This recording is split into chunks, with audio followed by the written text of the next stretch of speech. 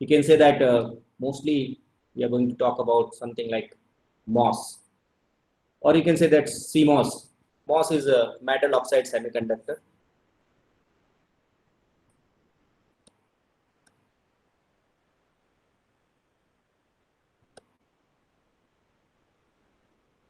Although I have written LSI, but there are various form of LSI, so I am not writing before LSI what is that, but it's called large scale integration.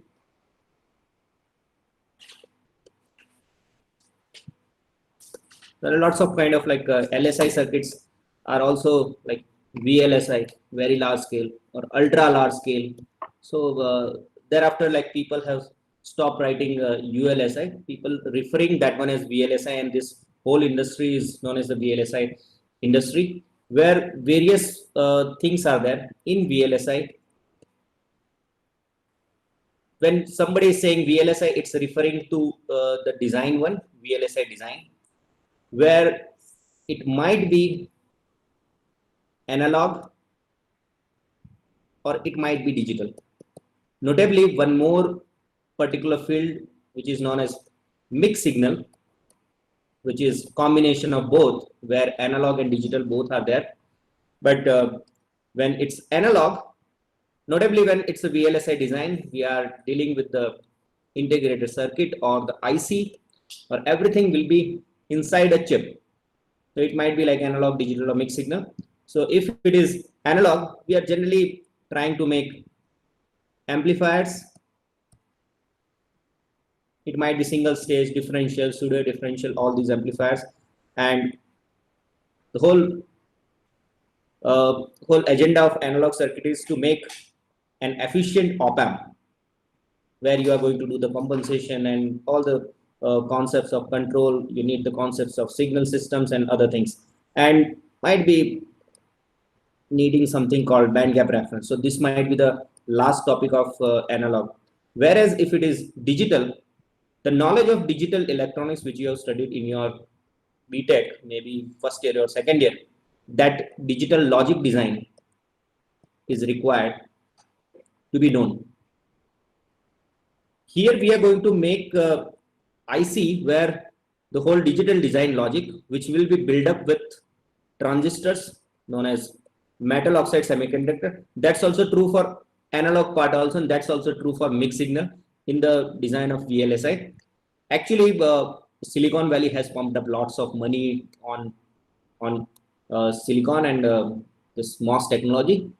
I would say that CMOS technology, where NMOS and PMOS both are available, and this complementary metal oxide semiconductor technology, CMOS technology, became very popular because of that. Is the one reason, because the whole thing is driven by Silicon Valley, or you can say that the USA, Intel, Qualcomm, all those companies are from that side, and like lots of money has been pumped over there. But other than that, also there are many other technologies. Maybe that will be the part of the last slide of this particular topic, which we are calling it as introduction. So in this logic design, it might be combinational logic, it might be sequential logic, but I don't know whether you have studied something not only on these things, but you have to understand the things like fan in and fan out, that how much like how many gates you can connect in a cascading mode, because one gate is going to load the previous one, and all these things are actually creating problem, and it's known as the loading effect. When it's a loading effect, it says that the digital logic 1 or digital logic 0 is not the one which you want. It's little bit lower than that. So in that case, you need to add some sort of buffers, but buffers means back to inverters. But this is not the only theory. It's a complicated theory that how to make these buffers. So you might need maybe 4 stages, 6 stages, 8 stages with different sizing of the transistors. So that is going to be studied over here. And after all these things, we are going to move to something called memories, semiconductor memories.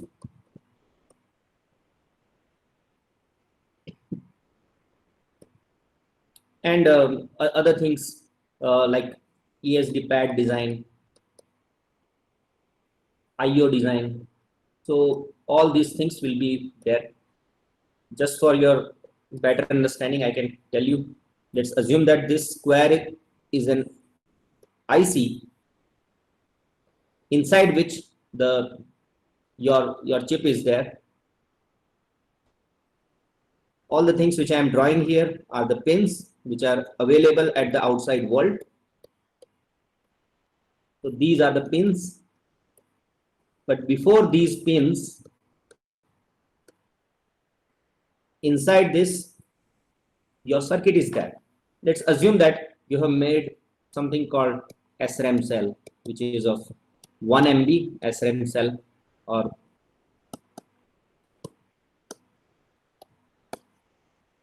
1 MB SRAM cell, or like using it's a big circuit where you need the 1 MB. So this particular block where the circuits are there, it's going to be known as core. Outside this, before pin, there are some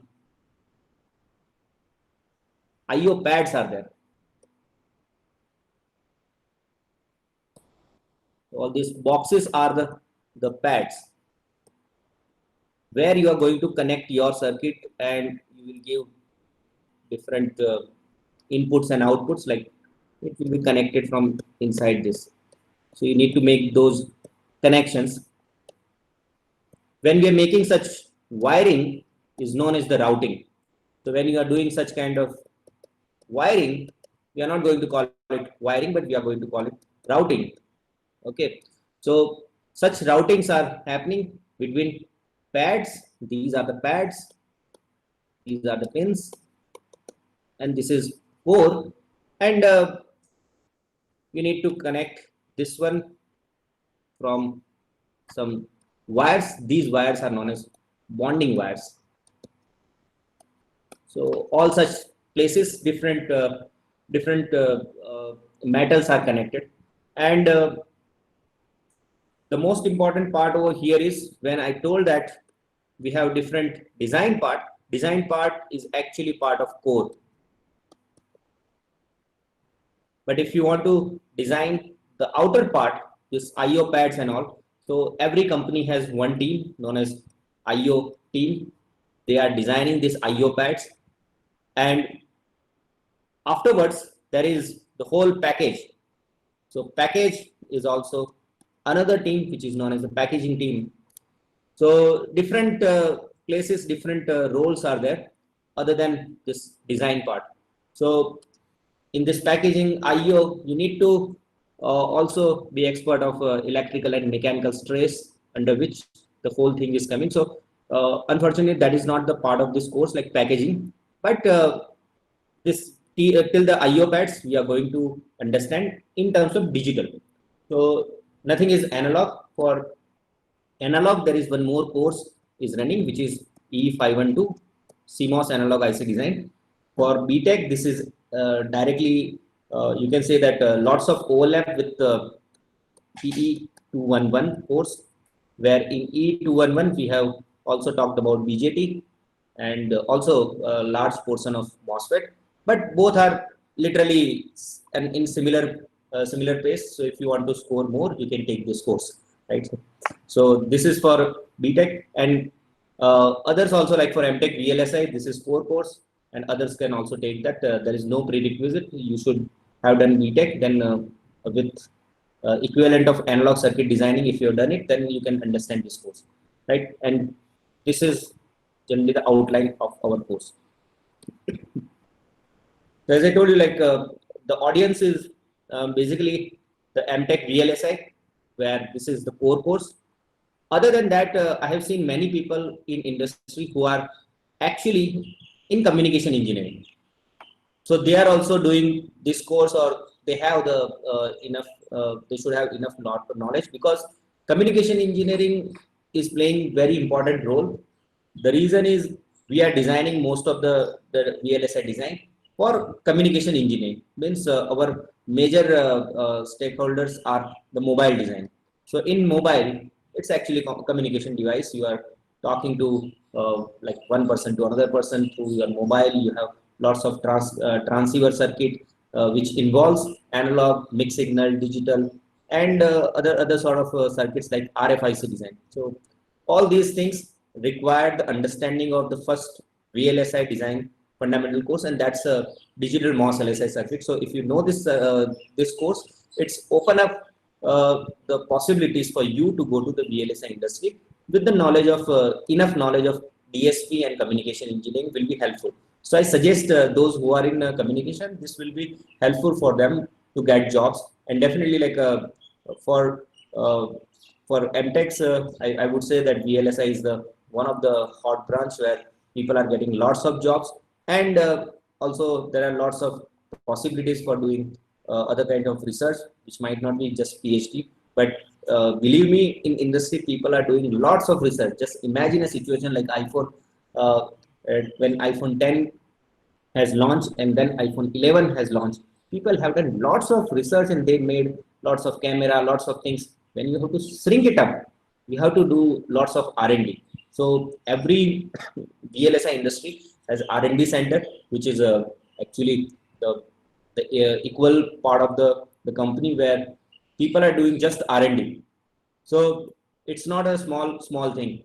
And for uh, for this, the most important part is like this is I forgot to write down. As per our curriculum, there is something called digital IC design practicum, where we are going to involve with tools like Cadence, Mentor Graphics,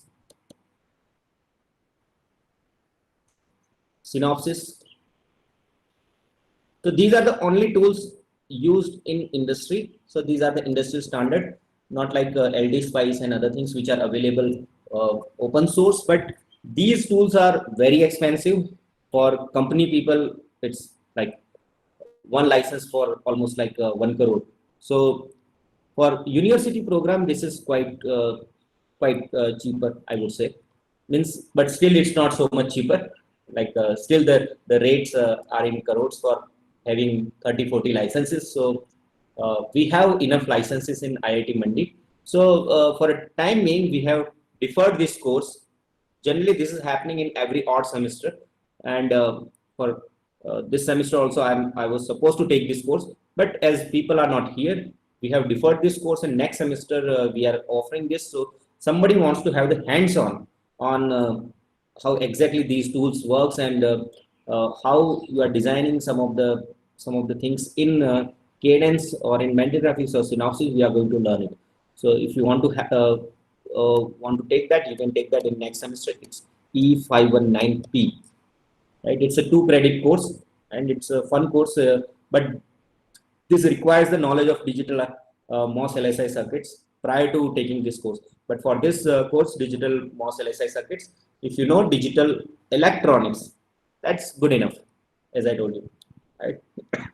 So let's start with. So this is the course content, as I told you already. So we are going to start with the technology overview, how the technology evolved and some of the fundamentals of VLSI design. And then like first one is just for all the, you can say that the information should be with you. So those informations I am going to give you, but it will be 2 or 3 lectures, which will also cover something called stick diagram. So stick diagram is a very important diagram to make layout of any circuit. So there are 2 different views in actually design. If you are seeing this, look, this is not the transistor which we are going to make in reality. This is just a symbol, and it's going to be used in schematic. But in reality, it looks like something like this. In reality, it looks like this.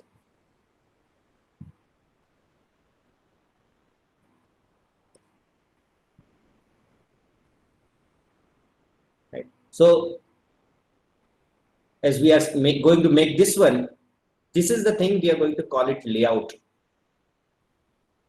and this is what's going to be inside in the IC. So you should know the layout, but before knowing the layout, if you draw the stick diagram, the things will become pretty easier, and you can plan the design so that there is no problem of routing. Now you must be understanding that routing is the wiring or the connection between two places, and note that when we are making the layout, most of the places you can make the layout only horizontal or vertical lines like this. You cannot, if you want to go from this place to this place, you can go like this only, but not like this. So this orthogonal routings are not possible in most of the technologies. 99.99% technologies this is not available. However, you can wave this off. It's possible also some of the technology, but just remember it's not going to be used. By the way, if you are going to study something on computer architecture or the course where you are learning about tree, so this kind of tree is known as Steiner tree, by the way. The drawing from this point to this point is only happening horizontal, vertical. So that kind of tree is known as Steiner tree. So there are many other trees are available, but this tree is Steiner tree. You must have studied something in graph theory. So if you are extending your study in graph theory in computer science engineering, you will study more on this thing. But Steiner tree is important term in our study. That's why I just introduced that. There is no need to go for the hi-fi graph theory. Okay, so this is for that, and that is why we are using the stick diagram. After that, we are going to study something called CMOS inverter, which is actually a NOT gate. So that is also actually one of the important part. If you learn that, then you can design different logic gate design, and you can implement some of the functions. This might be like these two are combinational logic. Combinational logic means they don't have memory. It's only using the gates, but you might have the sequential circuit, which are going to use with flip-flops, memories, and other things. But designing all this requires lots of design criteria, or you can say that the specifications. As we are moving forward, there are many design criteria. One of the criteria is actually known as TP, means propagation delay. So if I am saying that if this is the input going from 0 to 1, we are expecting that the output will look like this one. So this is the output, red color. So when it's 0, output is 1, and when input is 1, output is 0. But look, there is no difference at all. Look, this is happening on the exactly on time, but this is not true thing. In reality, the output will look like this one, or I would say that in more better way, it will look like this one, right? So there might be some point where when input is 1, output is 1. This might happen. So you have to get rid of that, and when you are using the synchronous circuit, or you can say that with respect to pulse, you have to take the output exactly on time. So you have to give some time through which this propagation takes time to go from digital logic 1 to 0. This is known as TP, but generally we are calling it TPHL or TPLH. TPHL means going from high to low. So look, this propagation delay, it's traveling from digital logic 1 to digital logic 0. So it's known as TPHL. If you are giving the reverse input like this, the output will look like this one. So this propagation delay is known as propagation delay, but going from low to high. So you can see it's going from low to high. But notably, when you are measuring all these things, everything is measuring with respect to VDD by 2. By the way, this particular logic, we are going to call it VDD. this might be known as VSS. VDD, we are calling it because of the reason that we are in MOS technology. D for drain, as for source. So VDD is referring to the digital logic 1, and this one is going to be referred as digital logic 0. Anyway, so don't worry if you are not able to follow right now, because we'll have the separate chapter on this just inverter, and we are going to spend something like 4 or 5 lectures on that, and we are going to design it in one tool which is of Cadence. So today I'm going to send you one mail where there is a link of Simica. So that's the name of the tool. It's open source. It's exactly lookalike which is available with us in a campus, which is worth of some lakhs. So one license is very expensive, but here Simica is free. You can download it and you can learn it from home also. The only limitation is around some 1,000 transistors only you can simulate. That is the one thing, and you cannot make the layout. I'll find out some layout tool which is open source, then I'll share with you people also, so that you can learn how to make the layout also. So Simica is going to do the simulation for schematic only. It's not going to make the layout, which is the real thing. But even if you can make the schematic simulation, it involves lots of things. When you are saying in industry that you are design engineer, you are senior design engineer, or if you are in this design leader, you are going to do just most of the time schematic. And for you, there will be some different engineer, which is known as layout engineer. Generally, they are undergraduate, or you can say the diploma engineer who are doing all the layout. So you should not worry much about that. However, the good design can be brought up only with good layout rather than good schematic. Okay, so and they are going to make the layout from the schematic only. So always design engineer is acting as supervisor to the layout engineer, and he has to look at his layout very well. So that's why it's very important that you as a design engineer should learn layout also. So you should be having hands-on, and there are lots of things are happening because you have to understand the parasitic effects. So lots of parasitics will be coming there. So we will learn that with the time of this course. So all these specifications we need to match, as I told you, TPHL, TPLH. Other than that, if you are going in very high speed, jitter is also one of the important specifications nowadays. And there are lots of theories and lots of things are there. We will cover that also. So how to make those design criteria. And there are many other things like clock skew, then clock skew, and other specifications are also there. So that's we are going to study in this chapter. And after this, we are going to move to different memories. Preferably, I believe that the middle of the semester we are going to read the semiconductor memories, and I will expect that as I can see that around 45 to 50 students are going to attend my course. In that case, I expect to have around three students in a group and make one memory at least. So, and they have to reach till layout.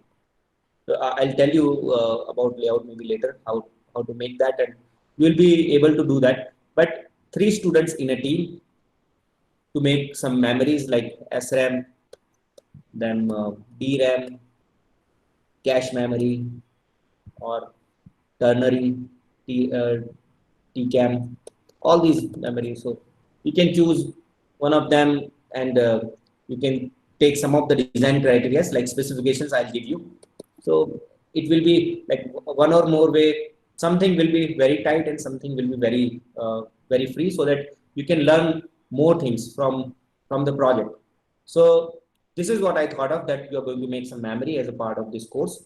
And thereafter, if you are connecting one block to the another block, now it's known as interconnects. It's also one sort of memory, one sort of routing. However, let's assume that you made somewhere flip-flop and you made somewhere maybe ADC. Sorry. Let's assume that DAC is digital to analog converter and FF is flip-flop. If you want to connect these two blocks, this is known as the interconnects. So one block connected to another block or the module, it's known as interconnects. So in that, lots of effects will come, like parasitic effects. You can see the capacitor. Along with that, you can see the inductor also. So actually, you are going to see lots of parasitics like RLC circuits. So those things will be taught in interconnects. Thereafter, there is something called ESD and IO circuits. You already know where the IOs are there. Outside core and before pin, if you need some sort of circuit, it's known as ESD and IO circuits. ESD is electrostatic discharge.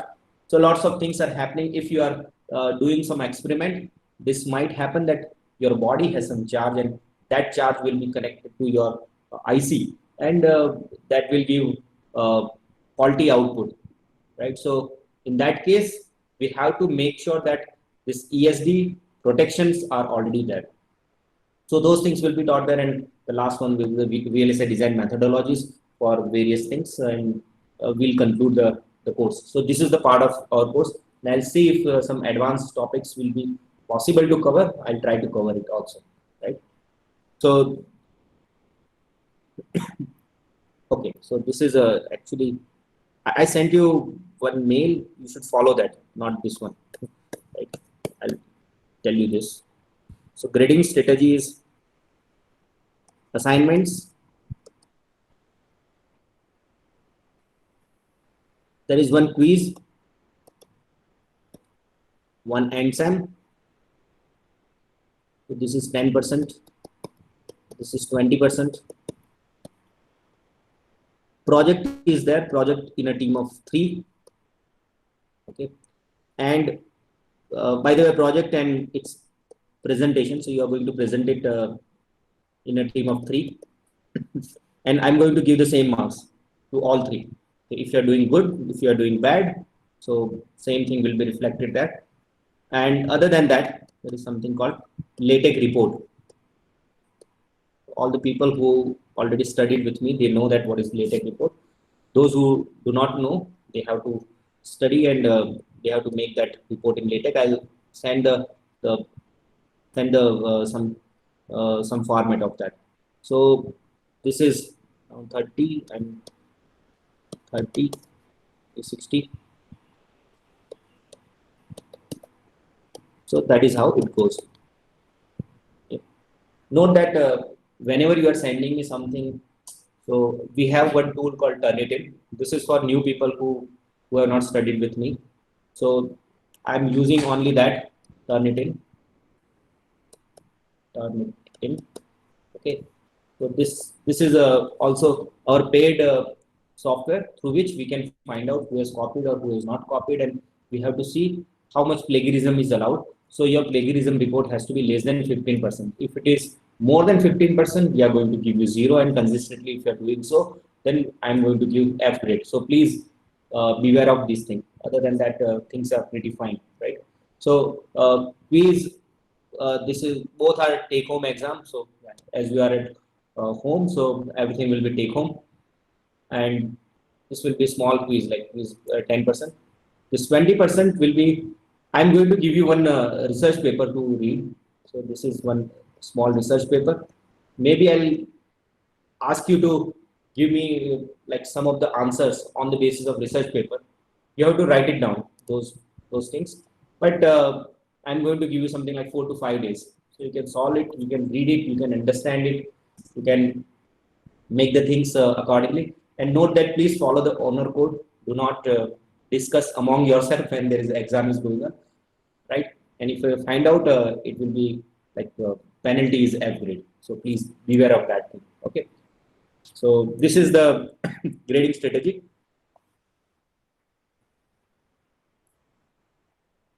Okay. I'm going to follow these 3 books. Whenever I'm going to change the book, I'm going to tell you. But most of the time, this is the book I am going to follow.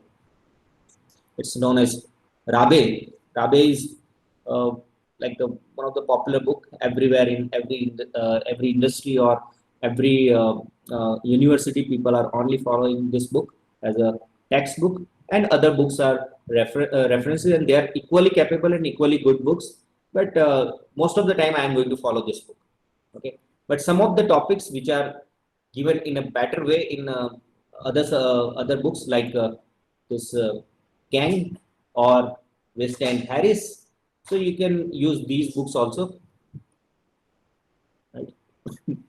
So I'm going to tell you whenever I'm going to change the book. Right now, I'm using only Rabe for the next few slides. Okay. By the way, I'm using right now chapter number 2. So all the slides, all the diagrams which you are seeing, the diagram has been copied from Rabe. Okay, so let's understand few of the level of different circuits, different names of the names of the blocks. This is known as the device. Let's understand that. This is MOS, by the way. So single transistor we are going to refer as device. When we are going to make a circuit out of this device, we are going to call it circuit, which is MOS based circuit. It might be even some amplifier also, then also it's a circuit. If it's a internal diagram of logic gate, then also it's a circuit, but it has to be made up of transistors. So something you are made up with transistor, it's known as circuit. Note that this bubble transistor in digital logic, generally we are making this with bubble and we are calling it PMOS. Without bubble, it's NMOS. Note that some of the, like in analog circuit designing, we are following this, where the arrow is going to tell you that whether it's NMOS or PMOS. But in digital, you can use this also. This is also fine. You can use it in digital, but you can use this one also. So this book, it's generally using bubble one, or majority of the digital designers are using the bubble. If you are making the gate out of your circuit, it's not going to be known as the logic gate or the gate.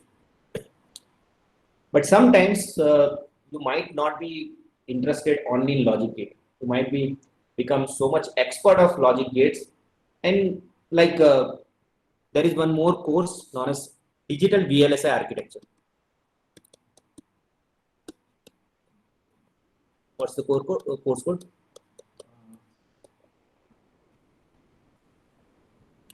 Okay, might be E529.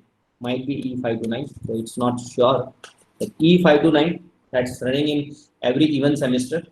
So this digital VLSI architecture's prerequisite is MOS digital LSI circuit, which we are studying right now, which is not going to talk about device, not going to talk about circuit, not going to talk about gate also. You are actually one level up of all these things, which is known as module, or you can say that you're going to use flip-flops and something called full adder and half adder, and you are going to make the circuits, or you can make something like multiplier, subtractor, all these things as a module. You are going to use it, and you are going to make the circuit, which is the hardware. Or sometimes also in computer organization, we are using similar kind of thing, computer organization course, which is running here in IIT Mandi for undergraduates. Or even also in computer architecture, we don't go at the level of logic gate, but we are at the module level. And using module, we are going to make the system. So that is what like you're studying. Unfortunately, we cannot reach to module and system. If you want to continue same thing, like if you like this course, because we will be available till like we can do the things from device, circuit and gate. If you like it and if you want to continue, you can take this course in the next semester, which is discipline elective for MTech VLSI. and for other also it will be discipline like BTech electrical. Okay, so now let's go to the real business, which is a device. So look at this. This is a cross-sectional view of a CMOS technology. I'm going to make the whole thing maybe one more time so that you can see that properly.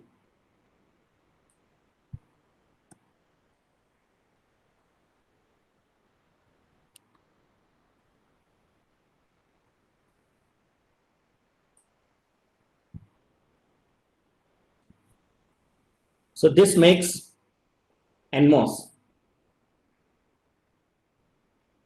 and inside this there is some NVEL.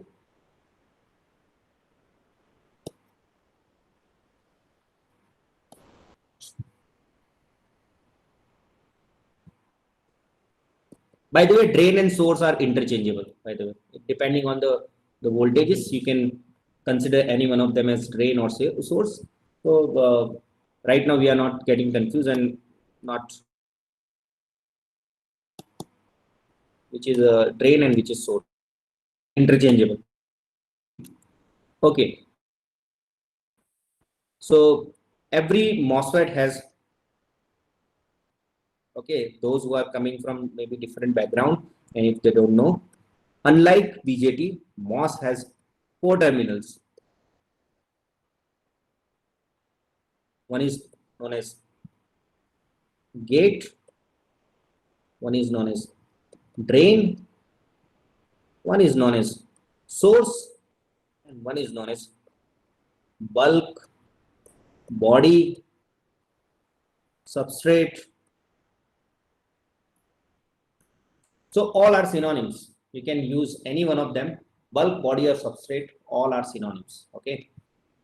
So in a different era of maybe VLSI design, all have given different names. So here you can see there are already 3 terminals are here. 4th terminal is not here. So in reality, you are going to have one more terminal, which is body of, this is body of NMOS, and this is body of PMOS. Okay, so this is what drawn here, little bit lots of things they have shown, right? So you can see here, this is N plus, this is N plus, and this is polysilicon gate because it's made up of polysilicon. Okay. Here, if you look at that, so here the contact is metal at the outer world. Okay, whereas this is silicon dioxide, this is generally polysilicon, and this is p-type semiconductor. I believe everybody knows what is p-type and n-type and n plus, p plus. Okay, so if you're looking from top, it's actually making metal, oxide, and semiconductor, MOS transistor, and it's working from the field. It's not a current operated device, it's a voltage operated device or the field operated device. That's why it's known as field effect transistor. In total, it's known as MOSFET. Some people call it MOS in small thing, and some also call it the technology called CMOS, CMOSFET, and people drop this FET, but they call it CMOS, where NMOS and PMOS are available in same place, and you can use it with the virtue of NMOS and PMOS together. So earlier, when technology came into picture, it was only NMOS, and later on it has evolved and it has become CMOS, and it has solved so many problems. And computer has like computer technologies and mobile technologies have become like grown very fast. So this is what about this transistor, right? So different here, what contacts and other things are being kept. That is what kept here, like aluminum and other things, silicon dioxide. So all these names are given. So these are the by the P plus. Okay, so this was the same thing. But note that this is a cross-sectional view. This is not the complete one. If you remember, there are various views are available in actually uh, the the design. One of the view is two things you must have studied, something called orthographic projection, and one is isometric. So this is orthographic, but this is elevation. If you are, if you cut that and if you look at from front side, you are going to see something like this. But in reality, if I am drawing only one moss and moss, it looks like this one. Look at this. This is the front view only, right? This is the front view. But if you are interested in reality, it looks like this one.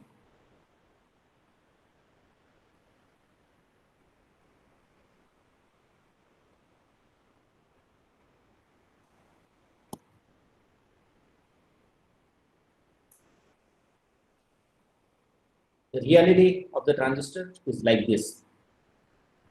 Okay, so this is gate, this is drain or source, and this is source or drain, as they are interchangeable, right? So let's not get confused with this one. One more thing, the whole transistor is governed by, or it's when we are saying we are designing it, we are doing only one thing, changing W and L of the transistor. Changing width and length. W stands for width and L stands for length.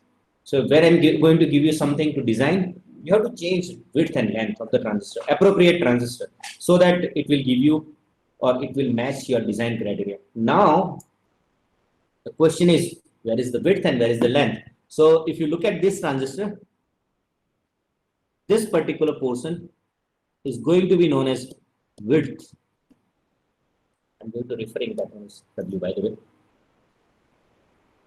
And this side, if you look at this overlap area, this is going to be length. We are going to refer as L. But what is happening, look, we are going into smaller and smaller technology. Like right now, the technology is like when I used to study in MTech almost like 13, 14 years back, it was like 180 nanometer was very popular. Right now, it's almost like a 14 nanometer. So it's all about like how to make that. It requires sophisticated instruments and some CNC machines, which are computer numerical control machines, so that these things can be made automatically or through robots. You cannot design it or you cannot make it with your own hand, because we need to have the reproducibility. But here there are lots of steps like oxidation and all other etching, photoresist, all these steps are involved. So when you really want to make that, like this one, when you wanted to make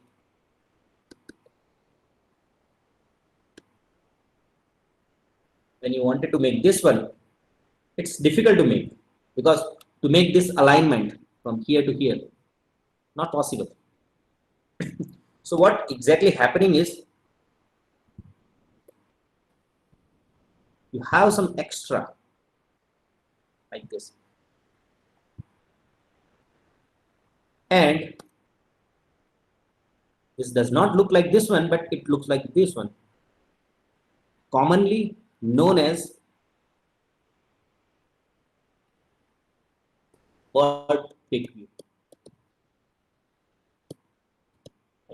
You are going to study more in detail in maybe VLSF application course or VLSF technology, if you want to understand how the steps and all these things are happening. But because of this oxidation and etching process, this is going to happen.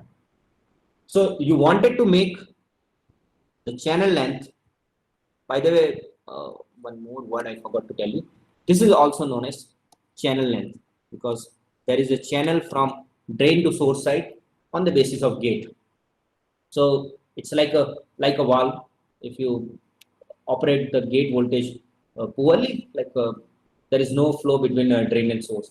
If you give higher voltage, it's act as a resistive path, and whatever you are sending from here, the source can source it, right? So such things are happening, and we are calling it channel length also. So length or channel length both are same. So you wanted to make the channel length as L, but it has shrink to new channel. We are going to call it L prime. Okay, and the remaining part we are going to call it delta L.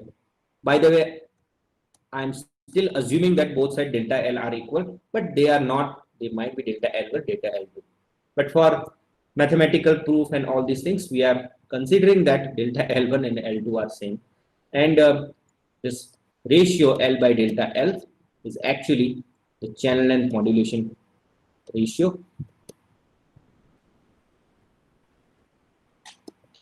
Notably, these things are not required in case of digital design, but just to understanding of this is very important, that there is some lambda factor which is going to create lots of problem. But such calculations are going to be included in the analog circuit designing. If you're doing analog, those things are required. However, for the digital case, if you want to know the real thing, why some of the things are not working, then you need to know lambda. But that's the advanced thing. We don't use it during our course, but some of the places wherever it's needed, I'm going to cite that so that you can understand why some of the effects or the short channel effects, we generally call this one as short channel effect, or sometimes we also call as second or higher order effects.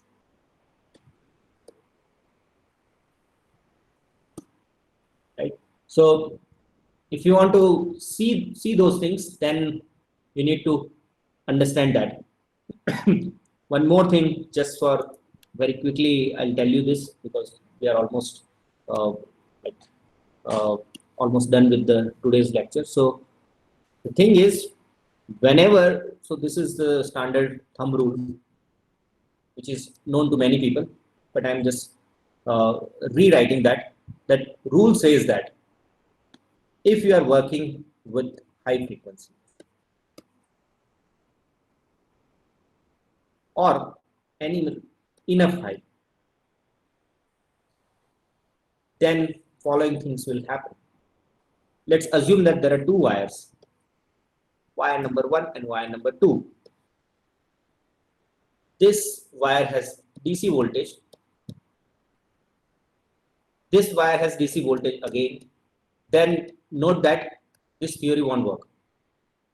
Theory works when one of them has high frequency. Let's assume that I'm sending some signal over here.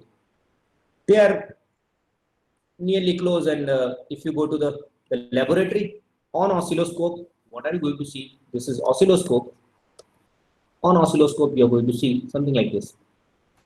And this is DC, but still you're going to see some fluctuations with square wave, exactly look like this, but this amplitude will be different.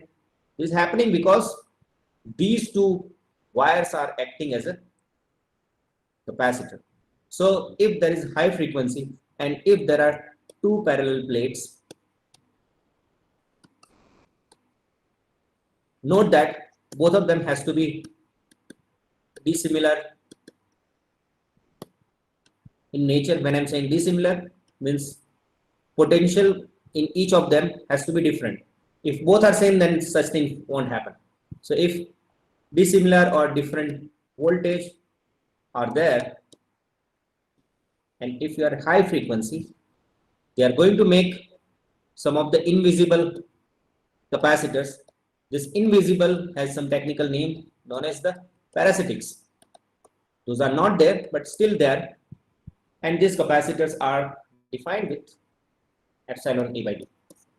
Right? But you know all these parameters.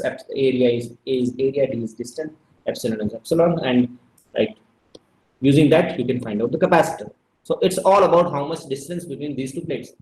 So this is the thing which is going to drive our digital circuits, because digital circuits is always dealing with frequencies. Most of the time it's high frequency. So you will see that you are going to be in high frequency model where there are dissimilar plates. So you can see this is one plate here at the gate side, and here also one plate, here also one plate, and look, both of them are getting overlapped. So you will have some capacitor. This is actually not there, but we are keeping it, and this is happening because of the unwanted overlap area, and these are the capacitors known as overlap capacitances. There are many more capacitance we are going to talk about maybe in the next lecture, but these are the junction capacitors and many others. So just keep these things in your mind so that we can make or develop the theory. By the way, just for your information, many people know that just to avoid such kind of things, we use coaxial cable where outer side is always connected to ground. These are the BNC cables, by the way, or maybe SMA cables, right? Where the outer side is actually shielded, right? So this is what generally we do. And if it is not available in layout, when you are making these lines, you have to make sure that near to that you can make some ground so that there are minimum parasitic capacity. So such wiseness in your layout is required to avoid such kind of fluctuations. We are going to call this one as crosstalk. That one guy is talking to another one through the parasitic capacitors, right? So that's all for today. Maybe we can talk tomorrow at 10 a.m. and Nandit will send you the link. Okay. So if you have any doubt, you can ask me. No doubt, then it's fine.